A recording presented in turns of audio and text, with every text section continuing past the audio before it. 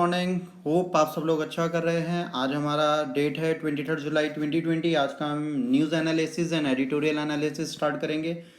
देखिए, अगर आप आईएएस या पीसीएस की प्रिपरेशन कर रहे हैं और आप अक्टूबर को प्लान कर रहे हैं तो यकीन मानिए आप मुझे गिवन मेल आईडीज़ पे मेल कर दीजिए। ऐसा कुछ भी नहीं है कि हम 2 महीने में प्री की तैयारी नहीं कर सकते। देखिए, प्री निकाल सकते हैं पर ओवरऑल एग्जाम निकालने के लिए हमें 1 साल चाहिए होता है। अगर आपको लगता है आपकी मेंस की प्रिपरेशन बेहतर है, आप कर सकते हैं, और आपको कहीं ना कहीं लगता है कि आपका प्री अभी थोड़ा वीक है, कोई भी प्रॉब्लम है, तो आप प्लीज़ मुझे मेल करें अपने मोबाइल नंबर के साथ, अपनी प्रॉब्लम्स के साथ। Surely I will call you up और बेहतर ऑप्शन आपको मैं दूंगा अफोर्डेबल प्राइजेस पे, ताकि आप अपनी प्रिपरेशन कर पाएँ। बेस्ट एडवाइजेस फ्री होती हैं, तो वो चीज़ें आपके लिए तब भी फ्री चलेंगी, आप उन्हें लें और प्रिपरेशन अपनी स्टार्ट करें। होप करता हूँ कि आप लोग अपनी तैयारी अच्छे से कर रहे होंगे, चीज़ें अपनी कर रहे होंगे। देखिए, न्यूज़ एनालिसिस के कुछ पोर्शन ऐसे हैं जो हमारे काम के हैं, कुछ ऐसे हैं जो नहीं हैं। न्यूज़ एनालिसिस के लिए स्पेशल वीडियो बनाना या कुछ भी करना मुझे नहीं लगता अभी मेरे लिए फ्रूटफुल है, आपके लिए फ्रूटफुल है। देखिए, एडिटोरियल में वो चीज़ें आई जाती हैं जो न्यूज़ में बहुत इंपॉर्टेंस रखती है हमारे लिए, तो इतना परेशान होने की जरूरत नहीं है। जितना आपको पढ़ाया जा रहा है, शॉर्ट में पढ़ाया जा रहा है, उतना आपके एग्जाम के लिए ज़रूरी है, क्योंकि बाकी ट्रेडिशनल सब्जेक्ट पे भी आपको टाइम देना है, बाकी चीज़ों पे भी देना है। तो बस इतना न्यूज़पेपर पढ़िए जितना आपको पढ़ाया जा रहा है। बाकी चीज़ें आप बिल्कुल इग्नोर कर सकते हैं, ऐसी कोई प्रॉब्लम नहीं आएगी जो आपको फ्यूचर में परेशान करे। आइए वायरल ट्रैकर पे चलते हैं। सबसे बड़ी बात है कि हमारे यहाँ डेथ बढ़ गई 500-400 से आज 1120 हो गई। देखिए, अब गवर्नमेंट कहीं ना कहीं अपने फेलियर को छुपाए या कुछ भी करे, वो एक अलग इशू है, बट आज की डेट में केसेस सर्ज हो रहे हैं, बढ़ते जा रहे हैं, इनको कोई कम नहीं कर पा रहा। 44,000, 35,000, 30,000, 38,000, 37,000 से आज 44,000 केसेस हो गए हैं। हमारे यहाँ आंकड़ा बढ़ता ही जा रहा है, कम नहीं हो रहा। तो अब हमें ध्यान देना है कि भाई, अगर इस तरह हम काम कर रहे हैं तो कहीं ना कहीं प्रॉब्लम चल रही है, तो प्लीज़ हमें इस पर ध्यान देना चाहिए। हमारे यहाँ भी लोग बहुत मर चुके हैं, कम नहीं मर रहे, तो थोड़ा सोच के चलना पड़ेगा, वरना हमारी सिचुएशन बहुत बुरी हो जाएगी, हम बहुत आगे बढ़ जाएंगे इस चीज़ में। तो अब टाइम है। यूपी में भी केसेस अब बढ़ते ही चले जा रहे हैं। यूपी में 2300-2400 केसेस आ रहे हैं, तमिलनाडु में 5,000, कर्नाटक में 4,000। तो भैया यूपी में भी डेली केसेस बढ़ रहे हैं आज की डेट में। तो प्लीज़ अवेयर रहें, घर पे रहें, सुरक्षित रहें, वरना दिक्कत होगी। और ये केसेस बेटा तब बढ़ रहे हैं जब टेस्टिंग जो है वो डिक्लाइन हो रही है। दिल्ली से लेकर हर जगह अब टेस्टिंग डिक्लाइन हो रही है, टेस्टिंग को कम किया जा रहा है। तो कहने की प्रॉब्लम है, ग्राफ को आप फेकली डाउन नहीं कर सकते, आपको जेन्युइनली डाउन करना चाहिए। ये नंबर बहुत कुछ बता रहे हैं आपकी लाइफ में, ये नंबर्स आपको प्रॉब्लमेटिक लाइफ दे रहे हैं। इसको आपको 2 से 3 बार सोचना चाहिए, ताकि आप इस चीज़ को समझ पाएँ और कर पाएँ। तो प्लीज़ घर पे रहें, सुरक्षित रहें। और कोविड-19 की सिचुएशन हमारी कंट्री में बिगड़ रही है, बन नहीं रही। 11 राजस्थान के पुलिसमैन थे, जिसमें एक डीएसपी साहब भी हैं, उनको अब लाइफ टर्म प्रिजनमेंट मिल चुका है। अब सबसे बड़ी बात आप देखिए, 35 साल बाद इसकी वर्डिक्ट आई है। 85 का जो केस था उसकी वर्डिक्ट अब आ रही है। 35 साल बाद जो चीज़ें बेटा आपके सामने आ रही हैं, अब आप खुद सोचिए, 35 साल में जो लोगों को आज आपको लाइफ टाइम इम्प्रिजनमेंट दे रहे हैं, कोई 70 साल का है, कोई 80 साल का है, कोई 85 साल का है, कोई 65 साल का है। तो अब इनको पनिश करने का कोई फ़ायदा नहीं। जो इन्होंने वर्डिक्ट की उसके बाद ये कंडीशन जो है गलत है। चलिए देखते हैं इसमें क्या होगा, वो अलग चीज़ है। E commerce site must state country of the origin. Origin का जो कंट्री है इसके बारे में भी इनको बताना पड़ेगा। तो एक पॉजिटिव चीज़ है कि अगर ऐसी चीज़ें होती हैं तो जाहिर सी बात है हम चीज़ों को देख सकते हैं, साइट को समझ सकते हैं। तो एक पॉजिटिव है। इसके बाद कहा गया कि अगर हम कल को वैक्सीन बना भी लेते हैं तो इंडिया को, जैसे पोलियो के टाइम पर आपको याद है कि बहुत ज़्यादा मास कैंपेन करके हमको पोलियो हमारे यहाँ से ख़त्म करनी पड़ी थी, वैसे हर एक पॉपुलेशन को इंजेक्शन देने के लिए हमें एक मास वैक्सीनेशन प्रोग्राम चलाना पड़ेगा। आप सोचें कि उसके बिना हम इन चीज़ों को ख़त्म कर सकते हैं तो बहुत मुश्किल होगा। इंडिया में पॉपुलेशन बहुत है, लोगों में अवेकनिंग कम है, तो हमें घर घर जाके बताना पड़ेगा। आज भी लोगों को लगता है कि कोविड-19 हमें हो नहीं सकता, और इसी चक्कर में लोगों को कोविड-19 होता जा रहा है। तो हमें सिचुएशन को समझने की कोशिश करनी है, वरना हमारे लिए बहुत बड़ी दिक्कतें क्रिएट हो जाएंगी। आइए एडिटोरियल सेक्शन पे चलते हैं। बहुत इंपॉर्टेंट कुछ एडिटोरियल हैं। बिफोर वी बिगिन आपको मैं बता दे रहा हूँ आपको क्या क्या पढ़ना है और क्या क्या है। कुछ चीज़ें यहीं समझ लीजिए, ताकि आपको चीज़ें लाइंड अप हो जाएं और आपको चीज़ें याद हो जाएं। देखिए, ये आपका जो अभी राजा मानसिंह वाला वर्डिक्ट आया उस पर है, डिटेल में अभी देखेंगे, बहुत इंपॉर्टेंट है। Statues as a deeply constant heritage, ये बहुत इंपॉर्टेंट है। वर्ल्ड में जो आपके ओल्ड स्टैचूज हैं बड़े लोगों के या कुछ ग्रेट पर्सनैलिटीज़ के, जब कोई भी प्रॉब्लम होती है, राइट्स होती हैं, भले वो ब्लैक एंड वाइट हो या रिलीजियस हो, तो हम हेरिटेज चीज़ों को भी इग्नोर कर देते हैं और उनको भी डैमेज करते रहते हैं। तो ये कहीं ना कहीं एक प्रॉब्लमेटिक चीज़ है। जो हेरिटेज साइट्स हैं या हेरिटेज पर्सनैलिटीज़ हैं या जो फेमस पर्सनैलिटीज़ हैं, उनको आप जनरेशन के लिए भी सेव रखें, उस पर रिलेटेड एडिटोरियल है। देखिए, आप राइट्स कर सकते हैं, गवर्नमेंट के अगेंस्ट जा सकते हैं, बट फेमस पर्सनैलिटीज़ और लोगों की चीज़ों को हार्म नहीं कर सकते। हेरिटेज आपका खुद का है, अगर आप उसे डैमेज करेंगे तो कल को आपके पास भी प्रॉब्लम प्रॉब्लम रहेगी। तो ऐसा कोई हेरिटेजियल वर्क ना करें जो फ्यूचर में आपके लिए भी एक क्वेश्चन मार्क बने। तो ये आप सेल्फ डू करेंगे, इसमें बहुत ज़्यादा ऐसा कुछ नहीं है, ये मैं आपको कराऊंगा। ठीक है। इसके बाद पौंडीचेरी में हाई कोर्ट होना चाहिए नहीं होना चाहिए, तो इस पर बहुत अच्छा रीजनिंग दी गई है कि भाई कई सारे ऐसे स्टेट्स हैं जहाँ पर हाई कोर्ट्स हैं, कुछ ऐसे स्टेट हैं जहाँ पर दो हाई कोर्ट्स, एक हाई कोर्ट दो स्टेट्स को देख रहा है। वैसे पौंडीचेरी अपने हाई कोर्ट को मांग रहा है, वो कह रहा है फास्ट ट्रायल चीज़ें हो जाएंगी, सब कुछ हो जाएगा। बट मद्रास के साथ जुड़े रहने में इसको फ़ायदा है, बाकी देखते हैं क्या है। बट ये कहा जा रहा है कि इनके यहाँ केसेस भी बहुत हैं, सब कुछ है, तो उससे रिलेटेड एडिटोरियल है। सेल्फ डू में आप कर सकते हैं, अगर नहीं करेंगे तो कोई प्रॉब्लम नहीं, आप इसे छोड़ सकते हैं, इसमें इतना परेशान नहीं होना है। अनादर टाइज ये बहुत इंपॉर्टेंट है। अनादर फ्रंट में ये आपका इंडिया, भूटान और चाइना के रिलेशंस में है, तो ये हम सेल्फ डू में नहीं करेंगे, ये मैं कराऊंगा, तो ये मेरे ऊपर है। अभी मैं आपको इसको डिटेल में समझाता हूँ क्या हुआ है यहाँ पर। JNK के पीपल वाला एडिटोरियल हम करेंगे आगे, मैं आपको इन डिटेल बताऊंगा। इसके बारे में भी अभी हम डिटेल आपको आगे चीज़ें बता रहे हैं, और इसके बारे में भी आपको बता रहे हैं। आपके लिए आज इम्पॉर्टेंट जो है एक ये एडिटोरियल आप पढ़िएगा। ठीक है, आपको मैं चीज़ें फिर से मार्क करके दे दे रहा हूँ, आप इसे ध्यान रखिएगा, वही आपको चीज़ें करनी है। आप ये एडिटोरियल करिएगा, ये आपके लिए इम्पॉर्टेंट है। ठीक है, ये आपके लिए इम्पॉर्टेंट है, इन दोनों एडिटोरियल्स को आप नहीं छोड़ेंगे, आपको एक बार करना है। और ये कहीं ना कहीं इम्पॉर्टेंट है, अगर आप एस्से राइटिंग और इंडियन सोसाइटी के बारे में बात करते हैं तो आपको इसे ज़रूर देखना चाहिए। तो एक बार चलिए हम एडिटोरियल सेक्शन पे चलते हैं, चीज़ों को समझते हैं, इन डिटेल चीज़ें लेते हैं। पहला हम लेते हैं जस्टिस स्लो बट श्योर, बहुत इंपॉर्टेंट है। राजा मानसिंह थे, इनके बारे में अगर आपको याद ना हो तो आपको बता दूं, प्रिंसली स्टेट भरतपुर था राजस्थान में, वहाँ से ये थे।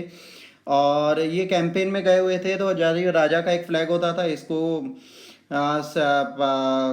कांग्रेस के उस टाइम पे लोगों ने ओबे कर दिया था या डिसरिस्पेक्ट दे दी थी, तो इसके चक्कर में राजा मानसिंह को बहुत गुस्सा आ गई थी, तो इन्होंने जो चॉपर खड़ा था इनका, उसको इन्होंने हर्ट कर दिया था, अपनी जीप ले जाके चॉपर को भी डैमेज कर दिया था, और उसके बाद इन्होंने स्टेज डैमेज कर दिया था। उसके बाद राजा मानसिंह अपने एसोसिएट्स के साथ वापस जा रहे थे पुलिस के पास सरेंडर करने के लिए, तो पुलिस ने इन्हें शॉट कर दिया था। बाद में कहा गया कि इनके पास बंदूक थी, पर आई विटनेस ने बोला नहीं, इनके पास कोई गन नहीं थी, ये निहत्थे थे और ये अपने आप को सरेंडर करने जा रहे थे। 65 साल के उस टाइम पे थे।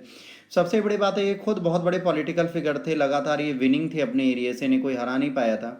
तो ये सारी चीज़ें थी। अब ये भरतपुर का केस था, भरतपुर में प्रिंसली स्टेट भरतपुर का राजस्थान का केस था जो चल रहा था। 35 साल लग गए इस केस को ट्रायल एंड ऑल में, बहुत स्लो मोशन में जस्टिस चला। ये इकलौता ऐसा नहीं है, ऐसे 2 केसेस और हो चुके हैं जो बहुत स्लो चले। जैसे आप देखेंगे, एक हमारा रेलवे मिनिस्टर थे एलन मिश्रा, इनको मारा गया था, ये 39 ईयर्स के बाद 2014 में आया। और उसके बाद हाशिमपुरा केस था, 40 मुस्लिम को मार दिया गया था 1987 में, इसका भी वर्डिक्ट 2015 में आया। तो जाहिर सी बात है, लाइफ लॉन्ग प्रिजनमेंट दिया गया 16 मैन को 3 साल के बाद इसके। तो बहुत बुरी हालत है। देखिए, एक चीज़ है, अगर आप किसी केस को देखते हैं और उसमें चीज़ें होती हैं, वो क्राइम कर चुका और क्राइम के बाद भी वो फ्रीली घूम रहा है, 30 साल 35 साल उसने अपनी लाइफ ऐसे बिता दी, तो इससे कोई फ़ायदा नहीं होता। दूसरा, ये जो वर्डिक्ट है इसमें कहा गया कांग्रेस की कोई गलती नहीं थी, कांग्रेस बहुत सीरियस था इस चीज़ में, कांग्रेस ने इसमें कोई भी ऐसी चीज़ नहीं कही जो आपको समझ में ना आए। कांग्रेस बहुत पॉजिटिव चल रहा था, कांग्रेस का कभी कोई इशू नहीं था, कांग्रेस को यहाँ पे फालतू घसीटा गया। आप अगर देखें तो सीएम की कोई गलती नहीं मानी जाएगी, सीएम ने तो इसको, इवन जो पीएम थे उस टाइम पे राजीव गांधी, इन्होंने इसे सीबीआई केस की तरफ डाला। तब ये नहीं कह सकते कि यहाँ पर कुछ है, बट किलिंग जो थी वो गलत थी, नो हार्म, इसमें ऐसा कुछ नहीं है। बाद में राजीव गांधी ने कहा, चीफ मिनिस्टर माथुर ने अपनी पोस्ट छोड़ दी। इन्वेस्टिगेशन पहले राजस्थान में चला था, 4 से 5 साल बाद लगा कि वहाँ पर ये सेफली नहीं हो पाएगा, तो इसको ट्रांसफ़र किया गया पिटिशन पर उनके फैमिली मेम्बर्स के मथुरा में, और मथुरा में इस केस का वर्डिक्ट अब जाके आया। तो देखिए, बात है, जस्टिस हमारे यहाँ है बहुत स्लो है, अगर हम जस्टिस सिस्टम को अब नहीं चेंज कर पाएंगे तो हमारे लिए प्रॉब्लम होगी। कई ऐसे केसेस है जो बेटा सालों चलते रहते हैं और उनका पॉजिटिव रिजल्ट कभी नहीं आता। तो इन चीज़ों के बारे में हमें ऑन सीरियस ग्राउंड सोचना चाहिए, क्या ऐसे ही चलता रहेगा? क्या एक्यूज आज भी घूमते रहेंगे? क्या विक्टिम्स आज भी सफ़र करते रहेंगे? ऐसी चीज़ें नहीं होनी चाहिए। जनरली हमें ध्यान देना चाहिए। देखिए, आज एक न्यूज़ है कि दिल्ली के रॉयट्स में जो आई विटनेस है उनको फ़ोन करके धमकाया जा रहा है। एंटी डिफेक्शन लॉ के बारे में बात है कि स्पीकर जो हैं वो राजस्थान हाई कोर्ट की चीज़ को सुप्रीम कोर्ट लेके गए हैं। तो देखिए, पॉलिटिकली सर्जेस चलती रहती हैं, सब चीज़ें प्रॉब्लमेटिक हैं, तो इनको हमें समझना पड़ेगा। डिवाइडिंग लाइन आपका अनदर फ्रंट, ये भूटान से रिलेटेड है। देखिए, इसको पहला थोड़ा यहीं समझ लीजिए। अभी जब हमारे यहाँ स्टैंड ऑफ चल रहा था उसी टाइम पे चाइना जागा और चाइना ने कहा कि भैया ये जो आपकी सेंचुरी है ना, ये हमारी है, इसको आप हमें दे दीजिए, ये हमारे पास रहनी चाहिए, इसको हम आपको नहीं देंगे। अब सबसे बड़ी बात समझिए, चाइना का बॉर्डर यहाँ यहाँ इस जगह चाइना का बॉर्डर कहाँ है? जो जिनपिंग जब भी जागते हैं, जी जिनपिंग जब जागेंगे तब जो कहेंगे वो मान लेंगे। अरुणाचल प्रदेश का बॉर्डर फिर भी मानते हैं, असम का बॉर्डर मानते हैं। तो देखिए चाइना क्या करता है, भूटान के साथ अपने रिलेशंस अच्छे रखने की कोशिश नहीं करता, ख़राब रखता है, क्योंकि बाउंड्री डिस्प्यूट इंडिया भूटान के साथ बहुत सीवियर है। और ये भूटान बिल्कुल रिलेशन नहीं रखना चाहता चाइना से, चाइना के साथ कोई डिप्लोमेटिक टाइज भी नहीं है इनके। अभी इनकी बाउंड्री मांग रहा है, अब ये लेने का कोई फ़ायदा ही नहीं है। तो ये बॉर्डर अरुणाचल प्रदेश से जुड़ता ही हम मानते हैं, बट इनसे नहीं हो सकता। तो जाहिर सी बात है डिस्प्यूटेड है, ये कई बार इन्होंने बोला है यूनाइटेड नेशन में। उसके बाद भी इसको जो है ओवर रूल कर दिया गया। चाइना का अटेम्प्ट कई बार ओवर रूल किया गया, 2020 में भी यही चीज़ हुई थी। तो इसके लिए फ़ंड सिक्योर करने में भी भूटान सक्सेसफुल रहा है, ऐसा नहीं है। तो भूटान की चीज़ क्या है आप समझिए, यूएनडीपी में ग्लोबल एनवायरनमेंट फैकल्टी कॉन्फ्रेंस हुई थी 2-3 जून को। चाइना ने कहा कि ट्राई टू स्टॉप फंडिंग इस फॉरेस्ट रिजर्व के लिए, बट इसको रोक दिया गया। तो इसके लिए कॉन्फ्रेंस में ये हार गए और ये चीज़ें कंटिन्यू हैं। ऑब्जेक्शन के बाद भी इसके लिए फंड्स दिए गए, तो अच्छी चीज़ ये है। तो ये बाउंड्री जो है, जब शेयर ही नहीं करता तो उसके लिए कुछ हो नहीं सकता। 24 राउंड टेबल कॉन्फ्रेंस हो चुकी हैं अभी तक भूटान और चाइना के बीच में, बट अभी तक कोई सॉल्यूशन इसका नहीं मिला। तो ये चीज़ें ध्यान रखनी चाहिए। इसके बाद ये वैलीज नॉर्थ डोकलाम, और यहाँ पर भी ट्राइजक्शन इंडिया के साथ बनता है, यहाँ पर भी बहुत ज़्यादा प्रॉब्लम चलती है। इन दोनों टेरिटरीज़ को भी हमें देखना चाहिए। देखिए चाइना के साथ एक है कि ये बहुत स्ट्रांग है, तो ये क्या करता है, दूसरों की टेरिटरी कैप्चर करता है, और कैप्चर करने के बाद कहता है भैया देखिए ये तो हो गया, अब आइए एक पैकेज बनाते हैं कि ये चीज़ आप हमें दे दीजिए, हम आपकी इस चीज़ को मान लेंगे। जैसे इंडिया से कहता है, जब सिक्किम वाली बात थी तो इसने कहा जो हमने तिब्बत कैप्चर किया इसको अब हमारे लिए कह दो कि हमारा पार्ट है, हम आपको कह देंगे सिक्किम आपका पार्ट है।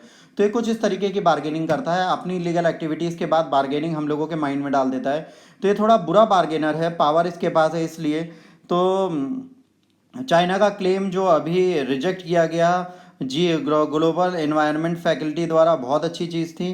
तो फंडिंग सिक्योर हो गई, और इसके बाद भूटानीज़ की एम्बेसी जो है दिल्ली में, उन्होंने कहा है कि इनके कोई डिप्लोमेटिक रिलेशन नहीं है। इन्होंने कहा है कि जो इनके क्लेम थे उसको ये बिल्कुल फॉलो नहीं करेंगे इस वीक में। जो भूटान के अगेंस्ट इनके क्लेम्स हैं उनके बारे में बात नहीं करेंगे। अब देखिए बहुत इंपॉर्टेंट चीज़ है कि स्टैंड ऑफ के बाद इलेक्शंस हुए, उसके बाद पेंडेमिक आ गई, तो अभी चाइना और भूटान के बीच में कोई बात नहीं हो पा रही। देखिए कल के एडिटोरियल में भी एक बहुत इंपॉर्टेंट बात की गई थी कि चाइना को टैकल करने के लिए बैटल अच्छी चीज़ नहीं है। इसके बारे में लोगों को बताना जरूरी है, अपनी नेबरिंग के साथ अपने रिलेशन अच्छे करने जरूरी है, अपने टाइज और अपनी विंग्स फैलाने जरूरी हैं, ताकि अपने आप परेशान हो। देखिए इसके साथ पीसफुली बात की जा सकती है, इसको आप चारों तरफ से घेर सकते हैं, चीज़ों की प्रॉब्लम इसके लिए भी क्रिएट हो सकती है अगर इसको पता चलेगा कि इसके साथ सच में प्रॉब्लम्स हो रही हैं। तो अब ये ना सोचिए कि आप क्या कर रहे हैं, आपको अपना राइट डायरेक्शन खुद ढूंढना पड़ेगा। तो आप उस पर लगिए ताकि आपके पास राइट वे और राइट डायरेक्शन और आप उससे काम कर पाएँ। तो मैं बहुत सोच के ऐसी कुछ चीज़ें बनानी चाहिए जो अभी तक नहीं है। तो इसके बारे में इसमें चीज़ें दी गई हैं, पॉजिटिव चीज़ें दी गई हैं, आपको देखना पड़ेगा। जो भी क्लेम ये करते हैं वो बहुत इंपॉर्टेंट है नहीं, अरुणाचल प्रदेश हो या कुछ भी हो। जो ये भूटान की ईस्टर्न बाउंड्री क्लेम कर रहे हैं, तो ये क्लेम्स अरुणाचल प्रदेश के ऊपर भी है। ये सब चीज़ें फ़ायदेमंद नहीं है। जो क्लेम करते हैं कि अरुणाचल प्रदेश हमारा है, भूटान की एक ईस्टर्न बाउंड्रीज हमारी है, ये सारी चीज़ें नहीं है। तो ये पैकेज देते हैं कि आप ये कर लीजिए तो हम ये आपको दे देंगे, तो इस पैकेज से कुछ नहीं होगा। चाइना अपने आप को बहुत स्ट्रांग समझ रहा है, बहुत ज़्यादा है। तो इन क्लेम्स को हमें कुछ नहीं करना, हमें अंडरस्टैंड करना है, हमें अपने पर्पस चेक करने हैं, हमें पीसफुली अपने काम करते चले जाना है। क्योंकि ये क्लेम्स कई बार कर चुका है, कई बार ऐसे इश्यूज़ कर चुका है, तो हम उसमें उलझने से अच्छा है कि हम अपनी चीज़ों को थोड़ा सीरियसली रखें और अपने रिलेशंस अच्छे करें, अपनी बाउंड्री को सिक्योर करें। धीरे धीरे शेड्यूल करेंगे टॉक्स। अभी ये पेंडेमिक ख़त्म, उसके बाद हम टॉक्स की शेड्यूलिंग फिर से बनाएंगे। JNK के पीपल सब्जेक्ट्स हैं या सिटीजन्स हैं, इनके बारे में बात की गई है। देखिए इसको समझ लेते हैं फ्रेश पेज पे। देखिए एक चीज़ आप समझिए कि आर्टिकल 370 जब हटाया गया था, आपको पता है कि ये NCERT में चैप्टर की तरह आ गया है। तो आर्टिकल 370 जब होम मिनिस्टर ने हटाया था, तो उस टाइम पे ताकि वहाँ पे राइट्स ना हो, कोई अनस्टेबिलिटी ना है, इस चक्कर में आपने क्या किया था, इंटरनेट की फैसिलिटीज़ बंद करनी थी। और ये 5 अगस्त की बात थी। 5 अगस्त से अब अगला 5 अगस्त आने वाला है, अप्रॉक्स 1 साल पूरे होने वाले हैं। JNK पे हर बंदा तो टेररिस्ट है नहीं, हर बंदे के साथ तो प्रॉब्लम है नहीं। तो आप अगर उसे सिटीजन ही नहीं मान रहे, उन्हें आज भी सब्जेक्ट मान के उन पर ट्रायल कर रहे हैं, तो गलत चीज़ है। आज भी वो बेचारे 2G नेट चला रहे हैं, जाकि दुनिया 5G पे आने वाली है, इंडिया में हर जगह 4G चल रहा है। और जब से ये पैंडेमिक आई है, इस पैंडेमिक के बाद कंडीशन वर्ल्ड वाइड बिगड़ गई और कहा गया कि अब education and work from home होना चाहिए। तो अब बताइए JNK के पीपल्स कैसे अर्न करेंगे अगर उनके पास वर्क फ्रॉम होम का ऑप्शन ही नहीं होगा। क्या हर बंदा ब्रॉडबैंड लगवा सकता है? क्या हर बंदा उसको यूज़ कर सकता है? नहीं कर सकता। तो इस सिचुएशन को भी लोगों को ध्यान में देना चाहिए। ये कहीं ना कहीं एक बहुत प्रॉब्लमेटिक चीज़ है। एजुकेशन में 2G में चीज़ें आप देख नहीं सकते, वर्क फ्रॉम होम में आप इसको यूज़ नहीं कर सकते, और 1 साल तक आप अभी वहाँ पे इमरजेंसी को नहीं ख़त्म कर पाए, वहाँ पे सिक्योरिटी नहीं ले पाए। तो एक बहुत बड़ा क्वेश्चन मार्क है आपके ऊपर। इसके बारे में आपको ऑन सीरियस ग्राउंड सोचना चाहिए और आपको ये देखना चाहिए कि इस चीज़ को आप किस तरह सही कर सकते हैं। क्या आप इसे सही कर सकते हैं? नहीं कर सकते हैं। अगर आप नहीं कर सकते तो आपके लिए क्वेश्चन मार्क है सीरियसली कि आप किसी का 370 इसलिए हटा रहे हैं कि वो स्टेट स्टेट की तरह बनेगा। आपने यूटीज़ में कन्वर्ट करने के बाद वहाँ पर कोई काम नहीं किया। क्या उन सिटीजन्स के कोई राइट्स नहीं है? क्या उनको कोई राइट्स नहीं मिलने चाहिए? उस पर एडिटोरियल है, आप देखिएगा, बहुत अच्छा है। मैं सजेस्ट करता हूँ कि इंटरनेट सर्विसेज आपको ओपन करनी चाहिए, क्योंकि इस पेंडेमिक में हर बंदा घर पे है और उसके पास खुद के भी वर्क हैं और खुद की एजुकेशन है, उसको आप कैसे करेंगे। हायर एजुकेशन के बारे में बात की गई है। देखिए, अभी हमने 2 दिन पहले भी इसके लिए एडिटोरियल डिस्कस किया था कि हम वोकेशनल एजुकेशन की बात करें या इंस्टीट्यूशनल एजुकेशन की बात करें। क्या डिग्री लेकर काम चल जाएगा लोगों का? क्या डिग्री से काम चलता है? अगर नहीं चलता तो ये डिस्क्वालिफिकेशन का एक बहुत बड़ा प्रोसेस है। तो हायर एजुकेशन में बहुत बड़ा चेंज लेने की ज़रूरत है। सिर्फ कैरिकुलर एक्टिविटीज़ हों और जो आपका कोर्स है उसको पढ़ के एग्ज़ाम कॉपी पेन का दे दो और उससे आपकी डिग्रीज आ जाएं। क्या उससे जॉब्स ओरिएंटेशन होगा? नहीं होगा। तो उस पर है, अच्छा एडिटोरियल है, आप सेल्फ डू में करेंगे, ऐसे राइटिंग में भी बहुत काम आएगा, आप देख सकते हैं। एग्जाम पर्पज से अगर देखा जाए सिर्फ ऐसे के लिए बहुत ज़रूरी है और किसी चीज़ के लिए नहीं। इसके बाद ये जो एडिटोरियल है, पंक्चरिंग द कल्चर ऑफ साइलेंस, ये भी बेटा कुछ तो कुछ पॉलिटिकल है, बट एक बार आप समझ सकते हैं। देखिए, ट्रम्प की कंडीशन और मोदी की कंडीशन के बारे में, ट्रम्प जब विन करके आए थे तो बहुत ज़्यादा उम्मीदें उनके साथ थी। इसके बाद लिंकन आइडियोलॉजी को उन्होंने ख़त्म किया। चाइना इनके चक्कर में स्ट्रांग बनता जा रहा है, ये अमेरिका को हर जगह से हटा रहे हैं, इनकी डिसीजन मेकिंग बहुत गलत है, टिटिंग बहुत गलत करते हैं। इसके बाद भी इनकी पार्टी और अदर पीपल्स इनके बारे में बोलने से डरते हैं। वैसे जब मोदी जी को हमने दोबारा विन कराया था, बीजेपी को हम रूल में लाए थे, तो हम ये सोच के लाए थे कि इकोनॉमी को बूस्ट करेंगे, इंटरनेशनल रिलेशंस अच्छे करेंगे, हेल्थ फैसिलिटीज़ अच्छी करेंगे, है ना, एक सिक्योर एनवायरनमेंट देंगे। बट हुआ इसके अपोजिट। अब देखिए, गांधीयन फिलॉसफी की अगर बात करें तो जो आपने सिटीजनशिप अमेंडमेंट बिल लाया, एक्ट लाया, उसमें उन्होंने क्या किया? लोग पीसफुल प्रोटेस्ट कर रहे थे, उसके बाद भी उनके साथ एक कंडीशन है, इकोनॉमी हमारी कंट्री की बिगड़ती जा रही है और जितने लोग आए हैं आज भी एक फेक हाइप हुआ पड़ा है सोशल मीडिया एंड ऑल पे। बीजेपी अपने आप को सही दिखाने की कोशिश करती है, बट अगर आप ध्यान से देखें तो इस वक्त बीजेपी की कंडीशन बहुत बुरी है। आप इकोनॉमिक फ्रंट पे फेल हो चुके हैं। हेल्थ केयर फैसिलिटीज़ आप देख लीजिए, 44 से 45 हज़ार केसेस डेली आ रहे हैं। बीजेपी यहाँ पर भी टोटली फ्लॉप है। इकोनॉमी रिवाइव आप कर नहीं पा रहे, ठीक है। इंटरनेशनल सिचुएशन बिगड़ती जा रही हैं, आपके नेबरिंग के साथ रिलेशन डाउनफॉल पे हैं, JNK वाला इशू एज इट इज़ है।